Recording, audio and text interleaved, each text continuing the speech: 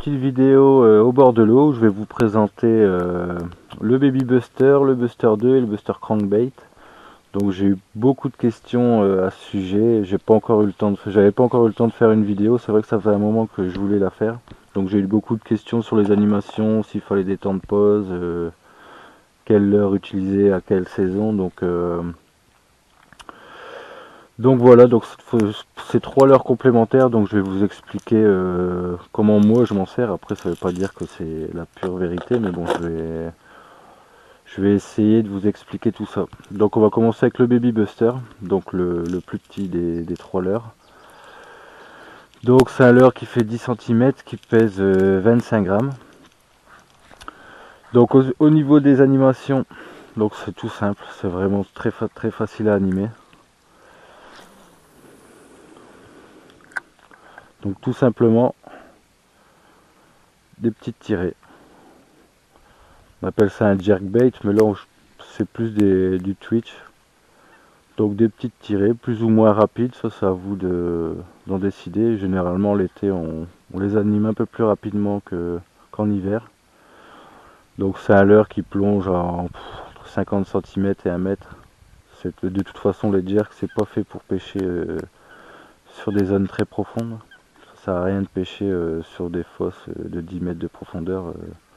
Ou vraiment en été si vous voyez de l'activité en surface, mais c'est des leurres qui vous permettent de pêcher sur des zones maximum 4-5 mètres de profondeur, quoi. Grand max. Donc voilà, au niveau de l'animation c'est vraiment tout simple, des petites tirées. Pour le Baby Buster, bon, on peut faire les petites pauses de 3-4 secondes. C'est un leurre coulant, donc après il va couler assez rapidement. On peut quand même lui faire des petites pauses. Moi j'en fais pas énormément. De toute façon ça imite un poisson qui fait un peu n'importe quoi en fuite, donc les pauses sont pas vraiment nécessaires. C'est pas comme sur les jerkbait à bavette. Puis c'est pas un leurre suspending, donc ça sert pas à grand chose. Donc voilà, en ce qui concerne le Baby Buster, bon, on a beaucoup de coloris différents, beaucoup de coloris complémentaires par rapport aux teintes de l'eau. Donc voilà, c'est un leurre qui coûte une quinzaine d'euros, ça doit être 16 ou 17 euros je pense. Un leurre vraiment très efficace. De toute façon, pour ceux qui me suivent déjà depuis longtemps, vous avez pu voir que vraiment avec ces leurres je fais énormément de poissons. C'est vraiment, pour moi c'est les numéros 1 des leurres pour la pêche du brochet. Là-dessus il n'y a pas photo. Donc on va passer au Buster 2. Donc celui-ci fait 13 cm pour 12 cm pour 37 grammes, si je dis pas de bêtises, ouais, ça doit être ça. Donc celui-ci il est flottant. Donc niveau de la profondeur de nage, ça va être pareil, ça va être entre 50 cm, 1 mètre grand maxi. Moi je pense pas qu'il coule à 1 mètre, même sur les sites généralement il marque 1,50 m, mais c'est pas vrai quoi, ça plonge moins profond que ça, généralement c'est entre 50 cm, 1 mètre grand maximum. Donc au niveau des animations c'est exactement la même chose. Je vais animer un peu plus lentement celui-ci. Donc celui-ci, contrairement au Baby Buster, je vais l'utiliser vraiment à toute saison, de l'ouverture jusqu'à la fermeture, même si au mois de janvier j'utilise un peu plus les leurres souples, ou comme les leurres souples, ou les leurres qui plongent un peu plus profond, comme le poisson est plus souvent calé au fond. Le Baby Buster je l'utilisais plutôt en été quand c'est plus des petites proies qui chassent et tout ça. Celui-ci, bon, je vais l'utiliser plutôt début de saison, fin de saison, mais il prend du poisson vraiment à toutes les saisons. Donc voilà, au niveau de l'animation c'est exactement la même chose, un peu plus lent, un peu plus lentement. Voilà, j'espère que vous voyez l'heure pour que ça fasse bien une nage en S. On va dire. Hop, comme ça.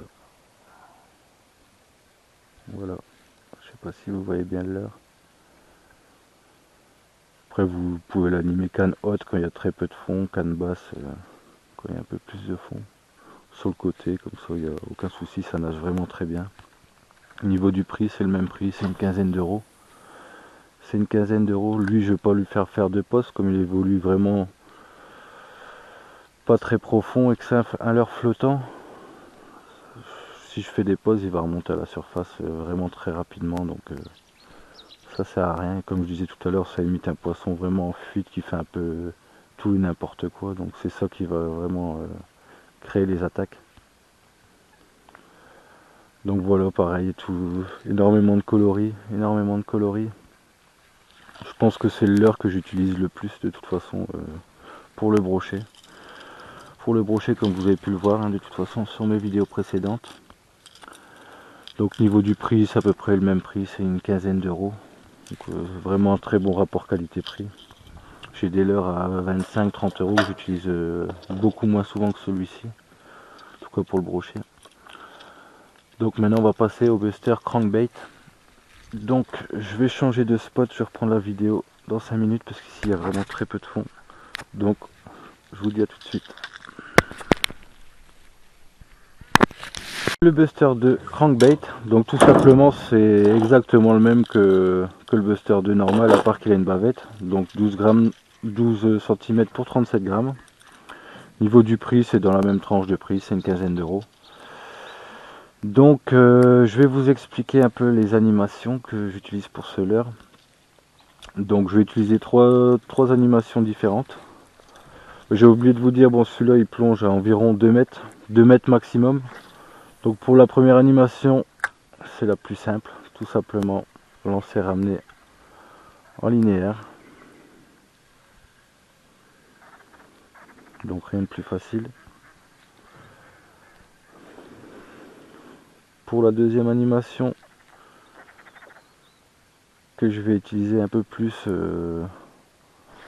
en saison estivale, en été. Donc ça va être canne haute. Je vais faire des petites tirées. Je vais garder le leurre un maximum en surface. Donc ça va être sur des zones peu profondes. Et pour la troisième animation, que je trouve la plus efficace, donc ça va être comme l'animation comme un jerkbait à bavette. Donc des plus grosses tirées, des pauses. Du fait qu'il plonge plus profond, on peut se permettre de faire des pauses, même si c'est un leurre flottant, il remonte très doucement, donc on peut faire des pauses de 10 secondes sans problème. Donc c'est avec cette animation que j'ai pris vraiment le plus de brochets.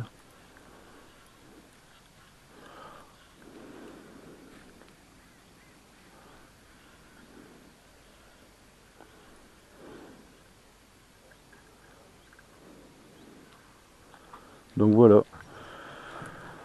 Donc voilà, ces trois leurres vraiment complémentaires. Vraiment complémentaires, mais en même temps qu'on peut utiliser à toute saison. Ces trois leurres m'ont permis de prendre du poisson vraiment à toute saison. Donc pour moi c'est des leurres vraiment à avoir dans sa boîte. Pour ceux qui me suivent, vous avez déjà pu voir, j'ai pris énormément de brochets avec ces leurres. Donc c'est des leurres vraiment très efficaces. Un bon rapport qualité-prix. Quinzaine d'euros par rapport au nombre de poissons que j'ai fait avec ces leurres, c'est vrai qu'il n'y a pas photo. C'est vraiment des leurres à avoir dans sa boîte. Donc voilà, j'espère que j'ai pu répondre à vos questions. J'ai certainement dû oublier des trucs, mais s'il y a encore des choses qui vous viennent à l'esprit, n'hésitez pas à poser des questions dans l'espace commentaire. Donc voilà, j'espère que la vidéo vous a plu. J'espère que j'ai pu vous aider un petit peu. Donc je vous dis à bientôt pour une prochaine vidéo.